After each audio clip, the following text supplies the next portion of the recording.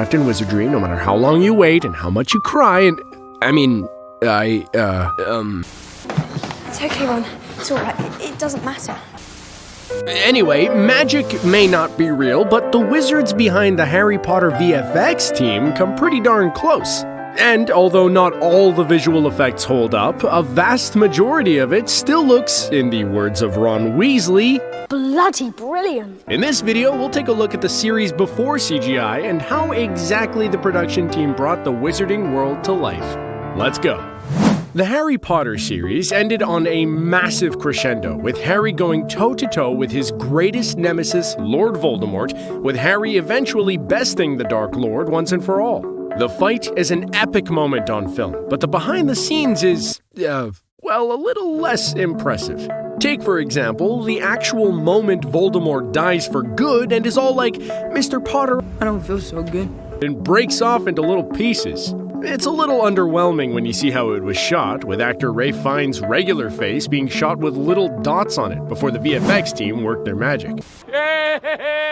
For Voldemort as a whole, CGI was used on his face, as the VFX team played a game of Got Your Nose and replaced it with the familiar snake-like nostrils. He doesn't have a nose! The final battle sequence was shot on a set in front of a green screen with the actors miming using the magic because, again, it isn't real, and wind machines being used to make it all look more dramatic. Also, as Voldemort's Death Eaters run in, their charge also looks a little less impressive, as they look like a bunch of football hooligans running and miming firing off spells. A number of magical creatures in the series were a mix of practical and visual effects, and while the Dementors were for the most part CG, they did also have some constructed for certain scenes, with them attached to an arm and then lifted to make it look like they were floating. But for the other scenes where the Dementors were interacting with the actors, such as the moment Harry and Dudley are attacked by the freaky creatures in Order of the Phoenix, other methods had to be used. For this scene in particular, actor Daniel Radcliffe had to be suspended on a seat that went between his legs and, to be honest, doesn't look all that comfortable, while the Dementors were then added in post. Like the Dementors, the Basilisk was also a blend of practical and special effects, with a full-size practical basilisk mouth being created, measuring up at 30 feet long and jaws 3 feet deep. The model could even slither up a track to get close to Harry in the fight scenes, and could actually move so they didn't have to rely too heavily on CGI. Wicked. But of course, there were multiple instances where CGI was needed, and it was also used for touch-ups on the practical model, while Dumbledore's Phoenix Fox was also predominantly CG. Amazing! This is just like magic! Quidditch is probably one of the greatest elements of the wizarding world, and I am still bitter that they cut the World Cup final in Goblet of Fire. I'm gonna kill him! To pull off the Quidditch scenes that did make it into the series, the brooms were suspended, usually via strings, with the actors on top of them, also usually attached by strings, and were then shot in front of a green screen, with wind machines used to make it look like they were actually soaring through the sky. Whether that be over a Quidditch pitch, I think it's still a pitch, over the streets of London, and even in Ron's case, dangling helplessly from a stick high above the ground. Hold on! I can attest to this firsthand, as not to brag here, but I got my photo taken at the Warner Brothers studio tour on a broomstick in a robe in front of Hogwarts, and I still have it hanging on my wall. It's awesome.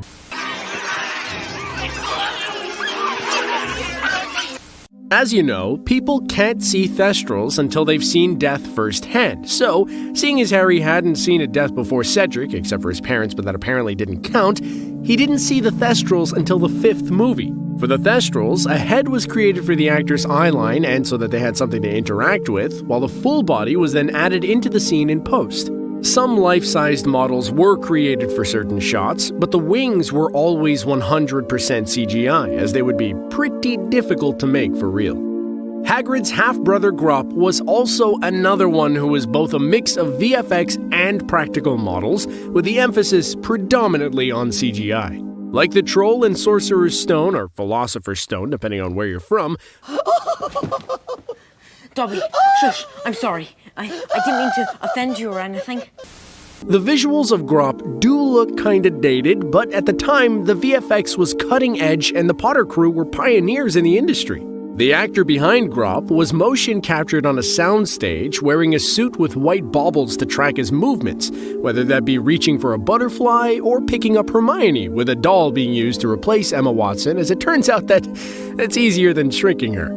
However, to shoot the scene with the actors in the Forbidden Forest, a member of the crew would wear a blue suit with some scaffolding attached and a ball placed at the top to indicate where Grop's eyes would be. You just stay away from her, alright?